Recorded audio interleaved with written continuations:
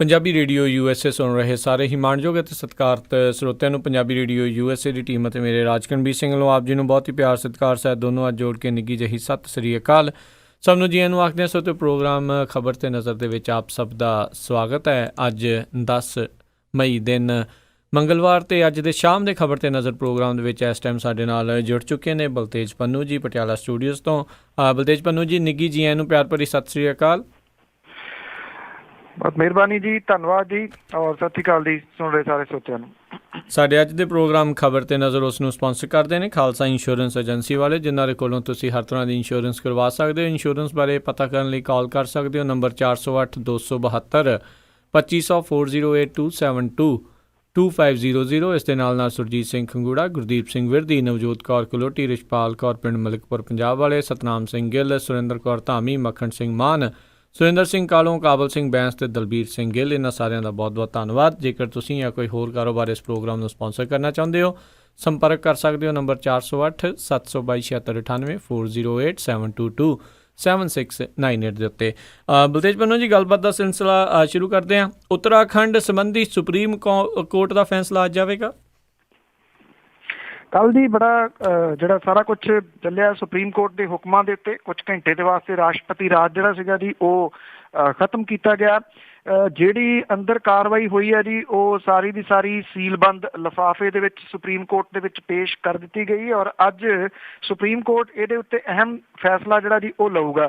33 ਵੋਟਾਂ ਜਿਹੜੀਆਂ ਜੀ ਉਹ ਕਾਂਗਰਸ ਨੂੰ ਪਈਆਂ ਨੇ, 28 ਜਿਹੜੀਆਂ ਜੀ ਉਹ ਭਾਜਪਾ ਨੂੰ ਜਿਹੜਾ ਉਹ ਪਈਆਂ। ਭਾਜਪਾ ਨੇ ਆਪਣੀ ਹਾਰ ਜਿਹੜੀ ਆ ਉਹ ਕਬੂਲ ਲਈ ਹੈ।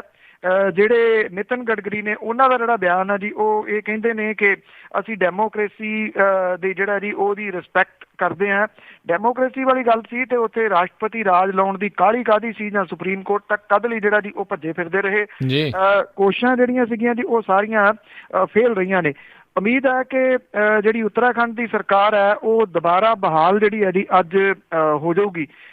ਇਸ ਗੱਲ ਦੀ ਪੂਰੀ ਉਮੀਦ ਜਿਹੜੀ ਉਹ ਕਹੀ ਜਾ ਰਹੀ ਹੈ। ਉੱਧਰ ਜਿਹੜੀ ਕਾਂਗਰਸ ਹੈ ਉਹਦੇ ਕੁਝ ਸੂਤਰ ਜਿਹੜੇ ਅੰਦਰਲੇ ਕਹਿੰਦੇ ਨੇ ਕਿ ਕਾਂਗਰਸ ਜਿਹੜੀ ਹੈ ਜੀ ਉਹ ਛੇਤੀ ਉੱਤਰਾਖੰਡ ਦੇ ਵਿੱਚ ਵਿਧਾਨ ਸਭਾ ਦੀਆਂ ਚੋਣਾਂ ਜਿਹੜਾ ਜੀ ਉਹ ਕਰਵਾ ਸਕਦੀ ਹੈ। ਇਹਦੇ ਵਾਸਤੇ ਇਹ ਕਿਹਾ ਜਾ ਰਿਹਾ ਜੀ ਕਿ ਉੱਥੇ ਜਿਹੜੀ ਹਰੀਸ਼ ਰਾਵਤ ਦੀ ਸਰਕਾਰ ਹੈ ਉਹਦੇ ਵਿੱਚ ਸਾਫ਼ ਸੁਥਰੇ ਅਕਸ ਵਾਲੇ ਵਿਧਾਇਕਾਂ ਨੂੰ ਮੰਤਰੀ ਬਣਾਇਆ ਜਾਊਗਾ। ਪਾਰਟੀ ਇਹ ਸਮਝਦੀ ਹੈ ਕਿ ਜਿਵੇਂ ਬਹੁਜਨ ਸਮਾਜ ਪਾਰਟੀ ਨੇ ਉਹਨਾਂ ਦੀ ਜਿਹੜੀ ਹੈ ਜੀ ਉਹ ਮਦਦ ਕੀਤੀ ਹੈ ਤੇ ਦੂਸਰੀ ਜਿਹੜੀ PDF ਹੈ ਉਹਦੇ ਵੱਲੋਂ ਹਮਾਇਤ ਦਿੱਤੀ ਗਈ ਹੈ, ਇਹਨਾਂ ਨੂੰ ਨਾਲ ਜੋੜ ਕੇ ਮਹਾਗਠਜੋੜ ਜਿਹੜਾ ਜੀ ਉਹ ਉੱਥੇ ਬਣਾਇਆ ਜਾ ਸਕਦਾ ਹੈ। ਕਾਂਗਰਸ ਇਹ ਵੀ ਸਮਝਦੀ ਹੈ ਕਿ ਜਿਹੜੇ 9 ਬਾਗੀ ਵਿਧਾਇਕ ਹੋ ਕੇ ਕਾਂਗਰਸ ਦੇ ਭਾਰਤੀ ਜਨਤਾ ਪਾਰਟੀ 'ਚ ਗਏ ਨੇ, ਭਾਰਤੀ ਜਨਤਾ ਪਾਰਟੀ ਨੂੰ ਉਹ ਮੁਸ਼ਕਲ ਦੇ ਵਿੱਚ ਪਾਉਣਗੇ ਕਿਉਂਕਿ ਭਾਰਤੀ ਜਨਤਾ ਪਾਰਟੀ ਨੇ ਉਹਨਾਂ ਨੂੰ ਟਿਕਟਾਂ ਨਹੀਂ ਦੇਣੀਆਂ। ਉੱਥੇ ਪਹਿਲਾਂ ਹੀ ਉਹਨਾਂ ਦੇ ਨੇਤਾ ਹੈਗੇ ਨੇ ਜਿਹੜੇ ਹਲਕਿਆਂ ਤੋਂ ਇਹ ਹੈਗੇ ਨੇ।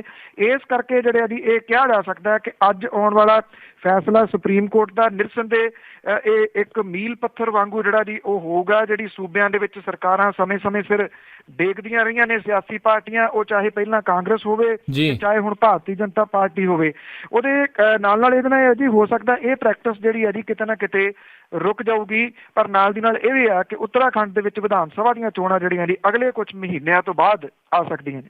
ਜੀ ਪੀਲੀਭੀਤ ਕਾਂਡ ਦੇ ਵਿੱਚ UP ਸਰਕਾਰ ਤੱਤੇ ਪਾਣੀ 'ਚ ਐਕਚੁਅਲੀ ਜੀ, ਕਿਉਂਕਿ ਉੱਤਰ ਪ੍ਰਦੇਸ਼ ਦੇ ਵਿੱਚ ਵੀ ਚੋਣਾਂ ਜਿਹੜੀਆਂ ਜੀ ਉਹ ਅਗਲੇ ਵਰ੍ਹੇ ਹੋਣੀਆਂ ਨੇ, ਔਰ ਇਸ ਕਰਕੇ ਇਹ ਮੁੱਦਾ ਹੁਣ ਜਦੋਂ ਦੁਬਾਰਾ ਜਿਹੜਾ ਜੀ ਉਹ ਭਖ ਪਿਆ ਤੇ ਇਹਦੇ ਨਾਲ ਉੱਤਰ ਪ੍ਰਦੇਸ਼ ਦੀ ਜਿਹੜੀ ਸਰਕਾਰ ਹੈ ਜਿਹੜੀ ਸਿੱਖ ਵੋਟਾਂ ਦੇ ਉੱਤੇ ਟੇਕ ਰੱਖੀ ਬੈਠੀ ਆ, ਉਹਦੇ ਵਾਸਤੇ ਵੱਡੀ ਮੁਸ਼ਕਲ ਜਿਹੜੀ ਆ ਜੀ ਉਹ ਖੜੀ ਹੁੰਦੀ ਨਜ਼ਰ ਆ ਰਹੀ ਹੈ।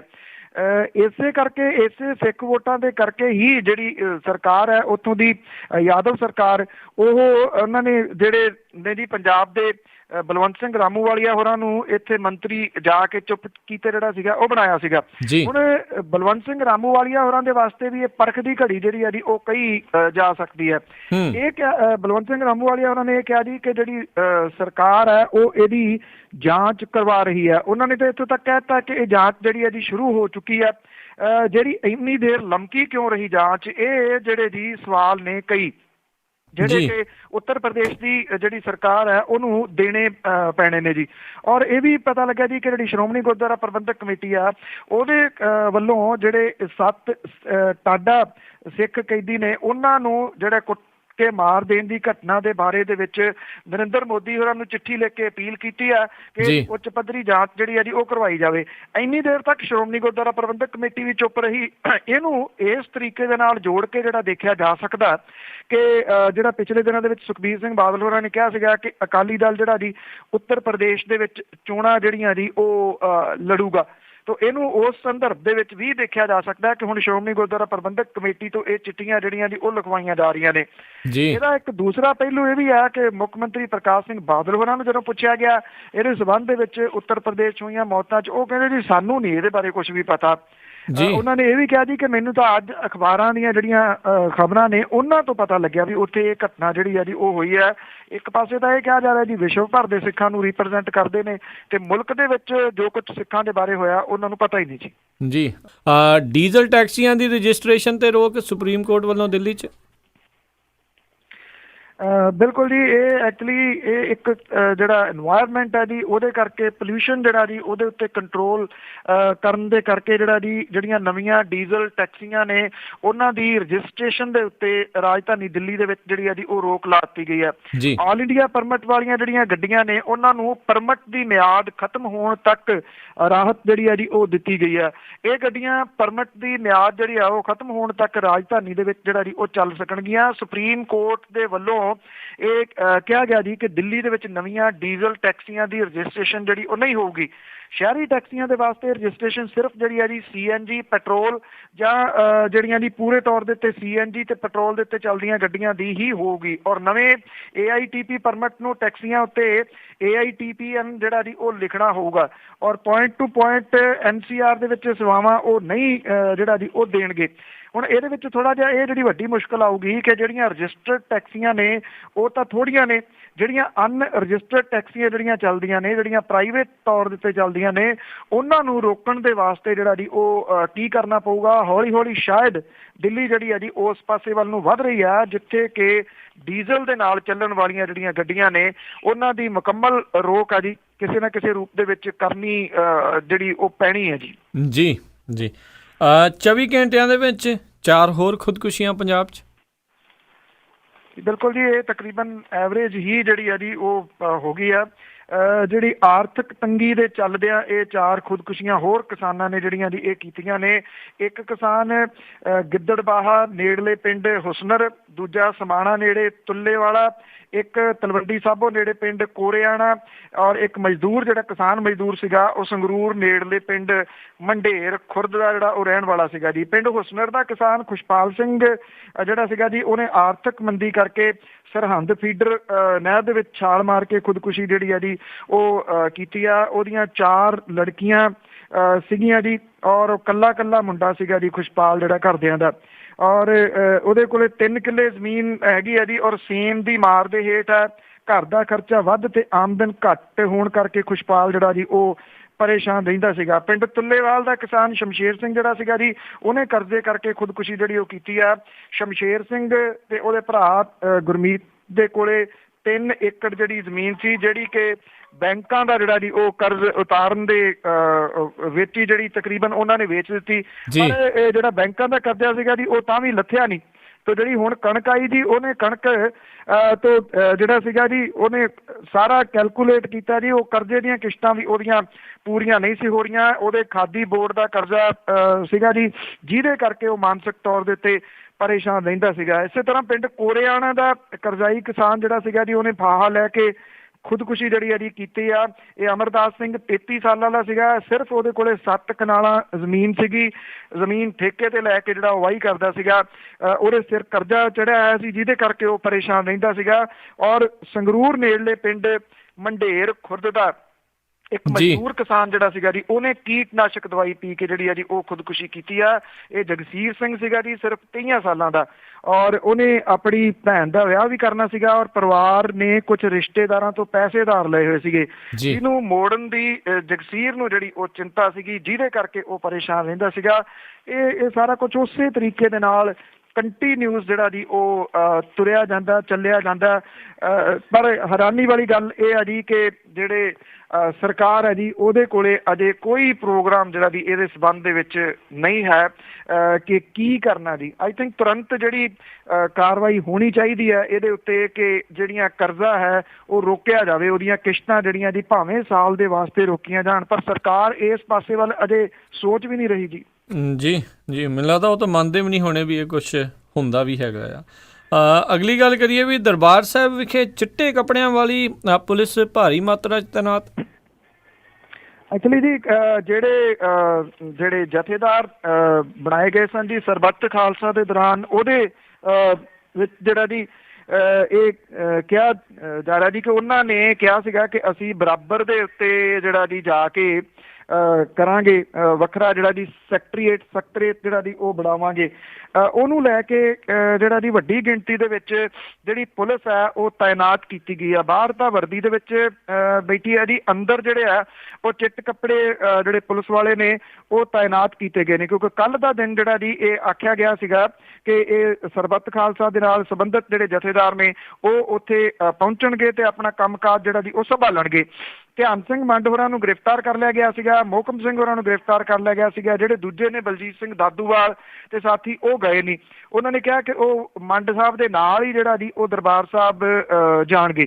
ਸੋ ਜਿਹੜਾ ਸ਼ਨੀ ਮੰਦਿਰ ਹੈ ਜੀ ਉਹਦੇ ਨੇੜੇ ਬੈਰੀਕੇਡ ਲਾ ਕੇ ਹਰਿਮੰਦਰ ਸਾਹਿਬ ਜਾਣ ਵਾਲੇ ਹਰ ਸ਼ਰਧਾਲੂ ਦੇ ਉੱਤੇ ਨਿਗਾਹ ਜਿਹੜੀ ਹੈ ਜੀ ਉਹ ਰੱਖੀ ਜਾ ਰਹੀ ਸੀ। ਜਿਹੜੇ ਸ਼੍ਰੋਮਣੀ ਕਮੇਟੀ ਦੇ ਪ੍ਰਧਾਨ ਨੇ ਉਹ ਖੁਦ ਸਾਰੀ ਜਿਹੜੀ ਹੈ ਜੀ ਇਹਦਾ ਨੇੜੇ ਤੋਂ ਦੇਖ ਰੇਖ ਜਿਹੜੀ ਹੈ ਜੀ ਉਹ ਕਰ ਰਹੇ ਸਨ ਕਿ ਇੱਥੇ ਕਿਸੇ ਕਿਸਮ ਦਾ ਕੋਈ ਵਿਘਨ ਜਿਹੜਾ ਜੀ ਉਹ ਨਾ ਪਵੇ। ਹੁਣ ਦੇਖਣ ਵਾਲੀ ਗੱਲ ਜਿਹੜੀ ਹੈ ਜੀ ਇਹ ਰਹੂਗੀ ਕਿ ਇਸ ਜਗ੍ਹਾ ਦੇ ਉੱਤੇ ਜਿਹੜਾ ਮਾਹੌਲ ਹੈ ਉਹ ਕਿਵੇਂ ਸ਼ਾਂਤ ਜਿਹੜਾ ਉਹ ਰਹਿ ਸਕਦਾ। ਜੇ ਕੋਈ ਉੱਥੇ ਜਾਂਦਾ ਤੇ ਇਹ ਵੀ ਕਿਹਾ ਜਾ ਰਿਹਾ ਜੀ ਕਿ ਉਹਦੀ ਆੜ ਦੇ ਵਿੱਚ ਕਈ ਗ੍ਰਿਫਤਾਰੀਆਂ ਜਿਹੜੀਆਂ ਜੀ ਉਹ ਨੌਜਵਾਨਾਂ ਦੀਆਂ ਹੋ ਸਕਦੀਆਂ ਨੇ। ਜੀ ਜੀ, ਬੈਂਸ ਭਰਾਵਾਂ ਦੇ ਹੱਕ ਦੇ ਵਿੱਚ ਕਾਂਗਰਸ ਨਿਤਰੀ। ਜੀ ਜਿਹੜੇ ਸਿਮਰਜੀਤ ਸਿੰਘ ਬੈਂਸ ਸੀਗੇ ਜੀ ਉਹਨਾਂ ਨੂੰ ਅਦਾਲਤ ਦੇ ਵਿੱਚ ਪੇਸ਼ ਕੀਤਾ ਗਿਆ। ਅਦਾਲਤ ਨੇ ਉਹਨਾਂ ਨੂੰ ਜਿਹੜਾ ਜੀ ਭੇਜ ਦਿੱਤਾ ਜੁਡੀਸ਼ੀਅਲ ਕਸਟਡੀ ਦੇ ਵਿੱਚ, ਔਰ ਦੇਰ ਰਾਤ ਉਹਨਾਂ ਨੂੰ ਮਾਨਸਾ ਜਿਹੜੀ ਜੇਲ੍ਹ ਹੈ ਉੱਥੇ ਤਬਦੀਲ ਜਿਹੜਾ ਜੀ ਉਹ ਕਰ ਦਿੱਤਾ ਗਿਆ। ਜਿਹੜੇ ਲੁਧਿਆਣੇ ਤੋਂ ਟੀਮ ਇਨਸਾਫ ਦੇ ਮੁਖੀ ਨੇ, ਆਜ਼ਾਦ ਵਿਧਾਇਕ ਨੇ ਸਿਮਰਜੀਤ ਸਿੰਘ ਬੈਂਸ, ਉਹਨਾਂ ਦੇ ਹੱਕ ਦੇ ਵਿੱਚ ਕਾਂਗਰਸ ਜਿਹੜੀ ਹੈ ਜੀ ਉਹ ਨਿੱਤਰ ਕੇ ਸਾਹਮਣੇ ਆਈ ਹੈ। ਜਿਹੜੇ ਸੁਨੀਲ ਜਾਖੜ ਨੇ ਉਹ ਆਪਣੇ ਸਾਥੀਆਂ ਦੇ ਨਾਲ ਲੁਧਿਆਣੇ ਦੀ ਜੇਲ੍ਹ ਦੇ ਵਿੱਚ ਉਹਨਾਂ ਨਾਲ ਮੁਲਾਕਾਤ ਕਰਨ ਗਏ ਸੀਗੇ, ਪਰ ਸਾਰੇ ਜਿਹੜੇ ਨੇ ਜੀ ਉਹਨਾਂ ਨੂੰ ਮਿਲ ਨਹੀਂ ਦਿੱਤਾ ਗਿਆ ਬੈਂਸ ਸਿਮਰਜੀਤ ਸਿੰਘ ਬੈਂਸ ਨੂੰ। ਹਾਲਾਂਕਿ ਉਹਨਾਂ ਨੇ ਪੁਲਿਸ ਕਮਿਸ਼ਨਰ ਤੋਂ ਇਹਦੀ ਜਿਹੜੀ ਆ ਉਹ ਮਨਜ਼ੂਰੀ ਲਈ ਸੀਗੀ। ਜਿਹੜੇ ਸੁਨੀਲ ਜਾਖੜ ਹੋਰੀ ਨੇ ਉਹਨਾਂ ਨੇ ਇਹ ਕਿਹਾ ਕਿ ਸਿਆਸੀ ਤੌਰ ਦੇ ਉੱਤੇ ਹੋ ਸਕਦਾ ਸਾਡੀ ਬੈਂਸ ਭਰਾਵਾਂ ਦੇ ਨਾਲ ਕਈ ਕਿਸਮ ਦੀ ਜਿਹੜੀ ਸੋਚ ਵੱਖਰੀ ਹੋਵੇ, ਪਰ ਉਹਨਾਂ ਨੇ ਕਿਹਾ ਕਿ ਇਸ ਮੁੱਦੇ ਦੇ ਉੱਤੇ ਅਸੀਂ ਉਹਨਾਂ ਦੇ ਨਾਲ ਹੈ। ਜਿਵੇਂ ਧੱਕਾ ਜਿਹੜਾ ਜੀ ਉਹ ਸਰਕਾਰ ਦੇ ਵੱਲੋਂ ਕੀਤਾ ਗਿਆ ਉਹਨਾਂ ਦੇ ਨਾਲ, ਉਹਨਾਂ ਕਿਹਾ ਕਿ ਮੁੱਖ ਮੰਤਰੀ ਪ੍ਰਕਾਸ਼ ਸਿੰਘ ਬਾਦਲ ਹੋਰੀ ਅੱਜ ਤੱਕ ਇਸ ਚੀਜ਼ ਨੂੰ ਭਨਾਉਂਦੇ ਆਏ ਨੇ ਕਿ ਉਹ ਐਮਰਜੈਂਸੀ ਦੇ ਖਿਲਾਫ ਲੜੇ ਸਨ, ਔਰ ਉਹਨਾਂ ਨੇ ਇਹ ਕਿਹਾ ਜੀ ਕਿ ਪੰਜਾਬ ਦੇ ਵਿੱਚ ਇਸ ਵੇਲੇ ਜਿਹੜੀ ਹੈ ਜੀ ਇਹ ਐਲਾਨੀ ਜਿਹੜੀ ਹੈ ਜੀ ਐਮਰਜੈਂਸੀ ਉਹ ਲਾਈ ਹੋਈ ਹੈ। ਕਿਉਂਕਿ ਕੱਲ੍ਹ ਜਦੋਂ ਮੁੱਖ ਮੰਤਰੀ ਪ੍ਰਕਾਸ਼ ਸਿੰਘ ਬਾਦਲ ਹੋਰਾਂ ਨੂੰ ਵੀ ਇੱਥੇ ਮੁਕਤਸਰ ਦੇ ਵਿੱਚ ਜਿਹੜਾ ਪੁੱਛਿਆ ਗਿਆ ਸੀਗਾ ਜਿਹੜਾ ਜੀ ਚੈਨਲ ਨੂੰ ਬੰਦ ਕਰਨ ਵਾਲੀ ਗੱਲ, ਉਹਨਾਂ ਨੇ ਕਿਹਾ ਜੀ ਮੈਨੂੰ ਤਾਂ ਪਤਾ ਨਹੀਂ, ਨਾ ਇੱਦਾਂ ਕੋਈ ਚੈਨਲ ਜਿਹੜਾ ਜੀ ਬੰਦ ਹੋਇਆ, ਇਹ ਤਾਂ ਬੰਦ ਕਰਨ ਵਾਲਿਆਂ ਨੂੰ ਜਿਹੜਾ ਜੀ ਉਹ ਪਤਾ ਹੋਊਗਾ। ਉਹਨਾਂ ਨੇ ਕਿਹਾ ਮੈਂ ਬੰਦ ਥੋੜ੍ਹੀ ਕੀਤਾ, ਨਾ ਸਰਕਾਰ ਨੇ ਬੰਦ ਕੀਤਾ ਜੀ, ਇਸ ਕਰਕੇ ਮੈਂ ਇਹਦੇ ਬਾਰੇ ਕੁਛ ਵੀ ਜਿਹੜਾ ਜੀ ਉਹ ਨਹੀਂ ਕਹਿ ਸਕਦਾ। ਜਿਹੜਾ ਉਹਨਾਂ ਦਾ ਜਾਣਿਆ ਪਛਾਣਿਆ ਇੱਕ ਅੰਦਾਜ਼ ਆ ਜੀ ਉਹਦੇ ਤਹਿਤ। ਸੋ ਇਹ ਕਿਹਾ ਜਾ ਰਿਹਾ ਜੀ ਕਿ ਅੱਜ ਜਿਹੜੇ ਬੈਂਸ ਨੇ ਸਿਮਰਜੀਤ ਸਿੰਘ ਬੈਂਸ, ਉਹਨਾਂ ਦੀ ਜ਼ਮਾਨਤ ਜਿਹੜੀ ਆ ਇਹਨਾਂ ਕੇਸਾਂ ਦੇ ਵਿੱਚ ਹੋ ਸਕਦੀ ਹੈ, ਕਿਉਂਕਿ ਇਹ ਜ਼ਮਾਨਤੀ ਧਾਰਾਵਾਂ ਨੇ ਜੀ ਜਿਹੜੀਆਂ 23-24 ਜਿਹੜੀਆਂ ਉਹ ਲਾਈਆਂ ਗਈਆਂ ਨੇ। ਸੋ ਇਹ ਮਾਮਲਾ ਜਿਹੜਾ ਜੀ ਪੰਜਾਬ ਦੇ ਵਿੱਚ ਬੈਂਸ ਭਰਾਵਾਂ ਨੇ ਜ਼ਰੂਰ ਜਿਹੜਾ ਜੀ ਉਹ ਭਖਾ ਦਿੱਤਾ, ਜਿਹੜਾ ਚੈਨਲ ਬੰਦ ਕਰਨ ਵਾਲਾ, ਔਰ ਕਾਂਗਰਸ ਦੀ ਮਿਲੀ ਸਪੋਰਟ ਤੋਂ ਬਾਅਦ ਇਹ ਕਿਹਾ ਜਾ ਸਕਦਾ ਜੀ ਕਿ ਇਹ ਮਾਮਲਾ ਆਉਂਦੇ ਦਿਨਾਂ ਦੇ ਦੌਰਾਨ ਹੋਰ ਤੱਤਾ ਹੋਊਗਾ ਜੀ। ਜੀ ਜੀ ਜੀ, ਅਗਲੀ ਜਿਹੜੀ ਆਪਾਂ ਗੱਲ ਕਰ ਲਈਏ, ਧਿਆਨ ਸਿੰਘ ਮੰਡ ਹੋਣਾ ਨੂੰ ਰਿਹਾ ਕਰ ਦਿੱਤਾ ਗਿਆ। ਇਹ ਜਿਹੜਾ ਜੀ ਥੋੜਾ ਜਿਹਾ ਇਹ ਹੈ ਕਿ ਪਹਿਲਾਂ ਤਾਂ ਜਿਵੇਂ ਚੁੱਪ ਕੀਤੇ ਗ੍ਰਿਫਤਾਰ ਕਰ ਲਿਆ ਗਿਆ ਸੀਗਾ ਤੇ ਸ਼ੰਭੂ ਬਾਰਡਰ ਤੋਂ ਜਿਹੜੇ ਮੋਹਕਮ ਸਿੰਘ ਹੋਰੀ ਨੇ ਉਹਨਾਂ ਦੇ ਕੋਲੇ ਹਾਈ ਕੋਰਟ ਦੀ ਜ਼ਮਾਨਤ ਹੈ ਜੀ ਕਿ ਜੇ ਉਹਨਾਂ ਨੂੰ ਗ੍ਰਿਫਤਾਰ ਕਰਨਾ ਹੈ ਤਾਂ ਹਫ਼ਤਾ ਪਹਿਲਾਂ ਜਿਹੜਾ ਜੀ ਉਹ ਦੱਸਣਾ ਪਊਗਾ। ਉਹਦੀ ਵੀ ਕੋਈ ਪਰਵਾਹ ਜਿਹੜੀ ਉਹ ਨਹੀਂ ਕੀਤੀ ਗਈ। ਉਹਨਾਂ ਨੂੰ ਅਰੈਸਟ ਕਰ ਲਿਆ ਗਿਆ। ਧਿਆਨ ਸਿੰਘ ਮੰਡ ਹੋਰਾਂ ਨੂੰ ਇੱਥੇ ਨਾਭੇ ਦੀ ਜੇਲ੍ਹ ਦੇ ਵਿੱਚ ਜਿਹੜਾ ਉਹ ਦਿੱਤਾ ਹੋਇਆ ਸੀਗਾ 3 ਜਗ੍ਹਾ ਦੇ ਉੱਤੇ। ਇੱਕ ਤਾਂ ਇੱਥੇ ਪਟਿਆਲੇ ਦੇ ਵਿੱਚ ਹੀ ਟਾਵਰ ਦੇ ਉੱਤੇ ਕੱਲ ਸਵੇਰੇ 2 ਸਿੰਘ ਜਿਹੜੇ ਜੀ ਉਹ ਚੜ੍ਹ ਗਏ ਔਰ ਬਹੁਤ ਵੱਡੀ ਗਿਣਤੀ 'ਚ ਲੋਕ ਜਿਹੜੇ ਸੀ ਉਹ ਇਕੱਠੇ ਹੋ ਗਏ। ਪੁਲਿਸ ਜਿਹੜੀ ਜੀ ਸਾਰਾ ਦਿਨ ਉਹਨਾਂ ਨੂੰ ਮਨਾਉਣ ਦੀ ਕੋਸ਼ਿਸ਼ ਕਰਦੀ ਰਹੀ, ਪਰ ਜਿਹੜੀ ਬੇਹੱਦ ਤੱਤਾ ਦਿਨ 42-43 ਡਿਗਰੀ ਤਾਪਮਾਨ ਦੇ ਵਿੱਚ ਉਹ ਟਾਵਰ ਤੇ ਬੈਠੇ ਰਹੇ ਉੱਤੇ। ਜੀ ਸ਼ਾਮ ਨੂੰ ਹਨੇਰੀ ਝੱਖੜ ਮੀਂਹ ਜਿਹੜਾ ਜੀ ਆਇਆ ਉਹ ਫੇਰ ਵੀ ਡਟੇ ਰਹੇ ਟਾਵਰ ਦੇ ਉੱਤੇ ਔਰ ਇਸੇ ਤਰੀਕੇ ਦੇ ਨਾਲ ਭਿੱਖੀਵਿੰਡ ਦੇ ਵਿੱਚ ਵੀ ਜਿਹੜਾ ਸੀਗਾ ਜੀ ਟਾਵਰ ਦੇ ਉੱਤੇ 2 ਜਾਣੇ ਜਿਹੜੇ ਸੀਗੇ ਉਹ ਚੜੇ ਰਹੇ। ਰਾਤ ਕੋਈ 9:30 ਵਜੇ ਦੇ ਕਰੀਬ ਜਿਹੜਾ ਹੈ ਜੀ ਧਿਆਨ ਸਿੰਘ ਮੰਡ ਹੋਰਾਂ ਨੂੰ ਨਾਭੇ ਦੀ ਜੇਲ੍ਹ ਤੋਂ ਰਿਹਾ ਕਰ ਦਿੱਤਾ ਗਿਆ ਜੀ ਔਰ ਉਹ ਇੱਥੇ ਜਿਹੜਾ ਪਟਿਆਲੇ ਦੇ ਵਿੱਚ ਜਿਹੜੇ ਟਾਵਰ ਤੇ ਚੜੇ ਸੀਗੇ ਉਹਨਾਂ ਨੂੰ ਜਦੋਂ ਪਤਾ ਲੱਗਿਆ ਤਾਂ ਉਹ ਉੱਤਰ ਆਏ। ਜਿੰਨੀ ਦੇਰ ਨੂੰ ਉਤਰੇ ਉਸ ਤੋਂ ਬਾਅਦ ਧਿਆਨ ਸਿੰਘ ਮੰਡ ਹੋਰੀ ਜਿਹੜੇ ਉਹਨਾਂ ਦੇ ਕੋਲੇ ਆਏ ਇੱਥੇ। ਸੋ ਇਹ ਇੱਕਦਮ ਜਿਹੜਾ ਜੀ ਕਿਵੇਂ ਬਦਲਿਆ ਗਿਆ, ਕਿਉਂਕਿ 157 ਹੀ ਵੈਸੇ ਲਾਈ ਸੀ, ਹੈ ਤਾਂ ਅਵੇਲੇਬਲ ਹੈ ਜੀ ਇਹ, ਪਰ ਜਦੋਂ ਉਹਨਾਂ ਨੂੰ ਅਦਾਲਤ ਦੇ ਵਿੱਚ ਪੇਸ਼ ਕੀਤਾ ਗਿਆ ਤਾਂ ਉਹਨਾਂ ਨੂੰ ਜਿਹੜਾ ਸੀਗਾ ਜੀ ਜੁਡੀਸ਼ੀਅਲ ਰਿਮਾਂਡ ਦੇ ਉੱਤੇ ਭੇਜ ਦਿੱਤਾ ਗਿਆ ਸੀਗਾ। ਫਿਰ ਇਹ ਜਿਹੜੀ ਅਜੀ ਜ਼ਮਾਨਤ ਹੋਈ ਆ, ਕੀ ਹੋਇਆ ਇਹ ਅਜੇ ਸਾਰਾ ਕੁਝ ਜਿਹੜਾ ਜੀ ਪਤਾ ਨਹੀਂ ਲੱਗਿਆ। ਇਹਦੀ ਡਿਟੇਲ ਜਿਹੜੀ ਆ ਜੀ ਉਹ ਕੀ ਹੈ।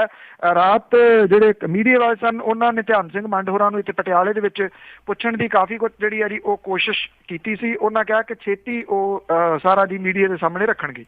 ਜੀ ਜੀ ਤੇ ਸਰੋਤਿਓ ਇਹ ਸੀਗੀਆਂ ਸਾਡੀਆਂ ਅੱਜ ਦੀਆਂ ਕੁਝ ਖਬਰਾਂ ਜਿਨ੍ਹਾਂ ਬਾਰੇ ਸਾਨੂੰ ਜਾਣਕਾਰੀ ਦੇ ਰਹੇ ਸੀਗੇ ਬਲਤੇਜ ਪੰਨੂ ਜੀ। ਤੇ ਪੰਨੂ ਜੀ ਜਾਣ ਤੋਂ ਪਹਿਲਾਂ ਅੱਜਨਾਮਾ ਕਿ ਚੱਕਰ ਅਰਜ਼ੀਆਂ ਦਾ ਜਾਪੇ ਤੇਜ਼ ਹੋਇਆ, ਹੋ ਗਈ ਤੇਜ਼ ਹੁਣ ਫੇਰ ਸੁਣਵਾਈ ਮੀਆਂ ਜੀ। ਚੱਕਰ ਅਰਜ਼ੀਆਂ ਦਾ ਜਾਪੇ ਤੇਜ਼ ਹੋਇਆ, ਹੋ ਗਈ ਤੇਜ਼ ਹੁਣ ਫੇਰ ਸੁਣਵਾਈ ਮੀਆਂ। ਨਿਰਮਲ ਕਾਹਲੋਂ ਨੇ ਦਿੱਤੀ ਹੈ ਪਾਰ ਜੀ, ਉਸ ਦੀ ਅੱਜ ਹੀ ਖਬਰ ਹੈ ਆਈ ਮੀਆਂ। ਮੁੜ ਕੇ ਪਹੁੰਚ ਗਈ ਕੌਰ ਜਗੀਰ ਬੀਬੀ, ਸਜ਼ਾ ਰੋਕਣੇ ਲਈ ਅਰਜ਼ੀ ਪਾਈ ਮੀਆਂ। ਚੜ੍ਹਦੀ ਆਉਂਦੀ ਅਸੈਂਬਲੀ ਚੋਣ ਮੂਹਰੇ, ਸਭ ਦੀ ਪਈ ਹੁਣ ਦੌੜ ਲਵਾਈ ਮੀਆਂ ਜੀ। ਸਭਨਾ ਸੋਚਿਆ ਚੋਣ ਦੇ ਆਉਣ ਤੀਕਰ, ਆਉਂਦੀ ਔਖ ਤਾਂ ਜਾਏ ਹਟਾਈ ਮੀਆਂ ਜੀ। ਸਭਨਾ ਸੋਚਿਆ ਚੋਣ ਦੇ ਆਉਣ ਤੀਕਰ, ਆਉਂਦੀ ਔਖ ਤਾਂ ਜਾਏ ਹਟਾਈ ਮੀਆਂ। ਜਿਹੜਾ ਫਾਹਾ ਸੀ ਪਿਆ ਚਟਾਲਿਆਂ ਨੂੰ, ਨੀਂਦ ਕਈਆਂ ਦੀ ਉਸ ਉਡਾਈ ਮੀਆਂ ਜੀ। ਜੀ ਬਹੁਤ ਬਹੁਤ ਧੰਨਵਾਦ ਬਲਤੇਜ ਪੰਨੂ ਜੀ, ਤੁਸੀਂ ਸਾਡੇ ਨਾਲ ਜੁੜੇ ਇਹਨਾਂ ਖਬਰਾਂ ਬਾਰੇ ਸਾਨੂੰ ਵਿਸਥਾਰ 'ਚ ਜਾਣਕਾਰੀ ਦਿੱਤੀ। ਬੜੀ ਮਿਹਰਬਾਨੀ, ਧੰਨਵਾਦ, ਸਤਿ ਸ਼੍ਰੀ ਅਕਾਲ। ਮਿਹਰਬਾਨੀ ਜੀ, ਥੈਂਕ ਯੂ ਜੀ, ਸਤਿ ਸ਼੍ਰੀ ਅਕਾਲ। ਤੇ ਸਰੋਤਿਓ ਇੱਥੇ ਹੀ ਜਿਹੜਾ ਸਾਡਾ ਅੱਜ ਦਾ ਪੰਜਾਬ ਦੀਆਂ ਇਹ ਖਬਰ ਤੇ ਨਜ਼ਰ ਜਿਹੜਾ ਪ੍ਰੋਗਰਾਮ ਉਹ ਸਮਾਪਤ ਹੁੰਦਾ ਆ। ਤੇ ਜਾਣ ਤੋਂ ਪਹਿਲਾਂ ਤੁਹਾਨੂੰ ਜਿਹੜਾ ਜੀ ਇੱਥੇ ਅਮਰੀਕਾ ਦੀਆਂ ਜਿਹੜੀ ਇੱਕ ਅੱਧੀ ਖਬਰ ਆ ਉਹ ਉਸ ਦੇ ਬਾਰੇ ਮੈਂ ਵਿਸ਼ੇਸ਼ ਤੌਰ ਦੇ ਉੱਤੇ ਜਿਹੜਾ ਜੀ ਦੱਸਣਾ ਚਾਹੁੰਦਾ ਆ। ਵੈਸਟ ਵਰਜੀਨੀਆ ਦੇ ਵਿੱਚ ਜਿਹੜੀ ਅੱਜ ਪ੍ਰਾਇਮਰੀਜ਼ ਹੋਈਆਂ ਡੈਮੋਕ੍ਰੇਟ ਤੇ ਰਿਪਬਲਿਕਨ ਪਾਰਟੀ ਦੀਆਂ, ਜਿਸ ਦੇ ਵਿੱਚ ਡੈਮੋਕ੍ਰੇਟ ਪਾਰਟੀ ਦੇ ਵਿੱਚ ਬਰਨੀ ਸੈਂਡਰਸ ਤੇ ਹਿਲਰੀ ਕਲਿੰਟਨ ਦੇ ਦਰਮਿਆਨ ਜਿਹੜਾ ਜੀ ਮੁਕਾਬਲਾ ਸੀਗਾ ਸਿੱਧਾ 1 to 1, ਜਿਸ ਦੇ ਵਿੱਚ ਬਰਨੀ ਸੈਂਡਰਸ ਨੂੰ ਜੇਤੂ ਘੋਸ਼ਿਤ ਉਹ ਕਰ ਦਿੱਤਾ ਗਿਆ ਆ। 51% ਤੋਂ ਵੱਧ ਵੋਟਾਂ ਉਹਨਾਂ ਦੇ ਹੱਕ ਦੇ ਵਿੱਚ ਜਿਹੜੀਆਂ ਪਈਆਂ ਆ। ਕੁੱਲ 37 ਡੈਲੀਗੇਟਸ ਇਸ ਦੇ ਵਿੱਚ ਸੀਗੇ ਦਾਅ ਦੇ ਉੱਤੇ ਡੈਮੋਕ੍ਰੇਟ ਪਾਰਟੀ ਦੇ ਵਿੱਚ। ਤੇ ਹੁਣ ਤੱਕ ਜਿਹੜੀ ਪ੍ਰਾਪਤ ਜਾਣਕਾਰੀ ਅਨੁਸਾਰ 17 ਡੈਲੀਗੇਟ ਦੋਨਾਂ ਨੂੰ ਹੀ ਜਿਹੜੇ ਜੀ ਮਿਲੇ ਆ। ਚਾਹੇ 1,04,000 ਤੋਂ ਵੱਧ ਵੋਟਾਂ ਬਰਨੀ ਸੈਂਡਰਸ ਦੇ ਹੱਕ ਦੇ ਵਿੱਚ ਆ ਤੇ ਹਿਲਰੀ ਕਲਿੰਟਨ 73,000 ਵੋਟਾਂ ਦੇ ਉੱਤੇ ਆ, ਪਰ ਫਿਰ ਵੀ ਜਿਹੜੇ ਡੈਲੀਗੇਟਸ ਦੱਸਿਆ ਜਾ ਰਿਹਾ ਵੀ ਦੋਨਾਂ ਨੂੰ ਬਰਾਬਰ ਦੇ ਜਿਹੜੇ ਅਜੇ ਇਸ ਟਾਈਮ ਮਿਲ ਰਹੇ ਨੇ। ਤੇ ਉੱਧਰ ਰਿਪਬਲਿਕਨ ਪਾਰਟੀ ਦੇ ਬਾਰੇ ਜੇ ਦੱਸੀਏ ਤਾਂ ਉੱਧਰ ਡੋਨਲਡ ਟਰੰਪ ਕਿਉਂਕਿ ਹੁਣ ਇਕੱਲੇ ਹੀ ਨੇ, ਸੋ ਉਹਨਾਂ ਨੂੰ ਜਿਹੜੀਆਂ ਸਾਰੀਆਂ ਦੀਆਂ ਸਾਰੀਆਂ ਵੋਟਾਂ ਜਿਹੜੀਆਂ ਇੱਕ ਹਿਸਾਬ ਦੇ ਨਾਲ ਪਈਆਂ, ਤੋਂ ਬਾਕੀ ਦੇ ਸਾਰੇ ਜਿਹੜੇ ਆਪਾਂ ਕਹਿ ਸਕਦੇ ਹਾਂ ਵੀ ਉਹਨਾਂ ਨੂੰ ਡੈਲੀਗੇਟ ਆ ਜਿਹੜੇ ਆ ਉੱਥੋਂ ਮਿਲ ਜਾਣਗੇ। ਤੇ ਉਹ ਆਪਣੀ ਰੇਸ ਦੇ ਵਿੱਚ ਲਗਾਤਾਰ ਅੱਗੇ ਵੱਧ ਰਹੇ ਆ। 1237 ਦੇ ਜਾਦੂਈ ਆਂਕੜੇ ਦੇ ਨਜ਼ਦੀਕ ਜਿਹੜੇ ਆ ਲਗਾਤਾਰ ਉਹ ਪਹੁੰਚ ਰਹੇ ਨੇ, ਕਿਉਂਕਿ ਹੁਣ ਉਹਨਾਂ ਦਾ ਵਿਰੋਧ ਕਰਨ ਦੇ ਲਈ ਕੋਈ ਨਹੀਂ ਹੈਗਾ। ਕਰੂਜ਼ ਕੇਸਿਕ ਨੂੰ ਵੋਟਾਂ ਵੀ ਪਈਆਂ ਆ, ਕਿਉਂਕਿ ਜਿਨ੍ਹਾਂ ਲੋਕਾਂ ਨੇ ਮੇਲ ਇਨ ਕਰ ਦਿੱਤੇ ਹੁੰਦੇ ਆ ਜਿਹੜੇ ਆਪਣੀਆਂ ਵੋਟਾਂ, ਉਹ ਜਿਹੜੀਆਂ ਪੁਰਾਣੇ ਦੇ ਹਿਸਾਬ ਨਾਲ ਕਾਊਂਟ ਹੁੰਦੀਆਂ, ਪਰ ਕਿਉਂਕਿ ਹੁਣ ਟੈਡ ਕਰੂਜ਼ ਨੇ ਵੀ ਹੱਥ ਖਿੱਚ ਲਏ ਨੇ, ਜੌਨ ਕੇਸਿਕ ਨੇ ਵੀ, ਅਤੇ ਬਾਕੀ ਜਿੰਨੇ ਵੀ ਰਹਿ ਗਏ ਨੇ ਸਾਰਿਆਂ ਨੇ ਹੱਥ ਖਿੱਚ ਲਏ ਨੇ। ਇਸ ਕਰਕੇ ਸਾਰੇ ਦੇ ਸਾਰੇ ਜਿਹੜੇ ਡੈਲੀਗੇਟਸ ਆ ਡੋਨਲਡ ਟਰੰਪ ਦੇ ਹੱਕ ਦੇ ਵਿੱਚ ਹੀ ਜਿਹੜਾ ਜੀ ਜਾਣ ਦੀ ਉਮੀਦ ਇਹ ਕੀਤੀ ਜਾ ਰਹੀ ਆ। ਸੋ ਹੌਲੀ ਹੌਲੀ ਉਹਨਾਂ ਦਾ ਜਿਹੜਾ ਆਂਕੜਾ ਆ ਉਹ ਵੀ ਜਿਹੜਾ ਜੀ ਵਧੇਗਾ। 34 ਡੈਲੀਗੇਟ ਦੱਸੇ ਜਾ ਰਹੇ ਆ ਜਿਹੜੇ ਰਿਪਬਲਿਕਨ ਪਾਰਟੀ ਦੇ, ਉਹਨਾਂ ਦਾ ਨਤੀਜਾ ਜਿਹੜਾ ਆ ਉੱਥੇ ਉਹਨਾਂ ਨੇ ਹੋਣਾ ਆ, ਅਤੇ ਉਹ ਸਾਰੇ ਉਮੀਦ ਆ ਵੀ ਇਹਨਾਂ ਨੂੰ ਹੀ ਜਾਣਗੇ। ਸੋ ਵੈਸਟ ਵਰਜੀਨੀਆ ਦੇ ਵਿੱਚ ਡੈਮੋਕ੍ਰੇਟ ਪਾਰਟੀ ਵੱਲੋਂ ਬਰਨੀ ਸੈਂਡਰਸ ਅਤੇ ਰਿਪਬਲਿਕਨ ਪਾਰਟੀ ਵੱਲੋਂ ਡੋਨਲਡ ਟਰੰਪ ਜਿਹੜੇ ਆ ਉਹ ਜੇਤੂ ਰਹੇ ਨੇ। ਤੇ ਹੁਣ ਆਪਾਂ ਇੱਥੇ ਹੀ ਜਿਹੜਾ ਅੱਜ ਦਾ ਇਹ ਪ੍ਰੋਗਰਾਮ ਆ ਹੁਣ ਸਮਾਪਤ ਕਰਦੇ ਹਾਂ। ਹੁਣ ਮੈਨੂੰ ਰਾਜਕਨਵੀਰ ਸਿੰਘ ਨੂੰ ਵੀ ਇਜਾਜ਼ਤ ਦਿਓ। ਮੇਰੇ ਵੱਲੋਂ ਵੀ ਆਪ ਸਭ ਨੂੰ ਬਹੁਤ ਪਿਆਰ ਸਤਿਕਾਰ ਸਾਹਿਬ ਦੋਨੋਂ ਅੱਜ ਜੋੜ ਕੇ ਨਿੱਘੀ ਜਿਹੀ ਸਤਿ ਸ੍ਰੀ ਅਕਾਲ ਹੈ ਜੀ। ਜਿਉਂਦੇ ਵਾਸਤੇ ਰਹੋ, ਹੱਸਦੇ ਖੇਲਦੇ ਰਹੋ ਤੇ ਸੁਣਦੇ ਰਹੋ ਜੀ ਪੰਜਾਬੀ ਰੇਡੀਓ USA।